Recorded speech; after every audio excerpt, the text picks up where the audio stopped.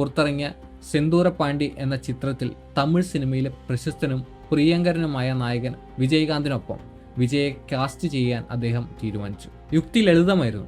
കഷ്ടപ്പെടുന്ന ഒരു പുതുമുഖത്തെ തെളിയിക്കപ്പെട്ട ഒരു താരത്തോടൊപ്പം നിർത്തുക. അങ്ങനെ ആ വിജയത്തിന്റെ അല്പം ഇളവ് അവനിലേക്കും കിട്ടട്ടെ. അതൊരു ചൂതാട്ടമായിരുന്നു. പക്ഷെ അത് ഫലം കണ്ടു. സെന്തൂര പാണ്ടി ഹിറ്റായി മാറി. പെട്ടെന്ന് വിജയ് വെറും ഒരു സംവിധായകന്റെ മകൻ മാത്രമല്ല, സ്വന്തമായി മാർക്കറ്റുള്ള ഒരു നടനാണെന്ന് കണ്ടെത്തി. അടുത്ത വർഷം 1994 ആരാധകർ എന്നർത്ഥം വരുന്ന രസികൻ എന്ന സിനിമയിൽ വിജയ് അഭിനയിച്ചു. ഈ ചിത്രം തിയേറ്ററുകളിൽ 175 ദിവസത്തിലധികം ഓടി. ആ കാലത്തെ ഒരു വലിയ നേട്ടമാണിത്. യുവനടന്റെ വളരുന്ന സ്വാധീനത്തിന്റെ തെളിവ്. 1995 അദ്ദേഹം ദേവയിൽ അഭിനയിച്ചു. അതിൽ നിന്നും കാര്യങ്ങൾ വ്യക്തമായിരുന്നു. വിജയ് ഉയർച്ചയിലായിരുന്നു.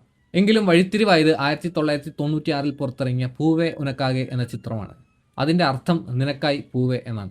മതപരമായ വേർതിരിവുകളെ മറികട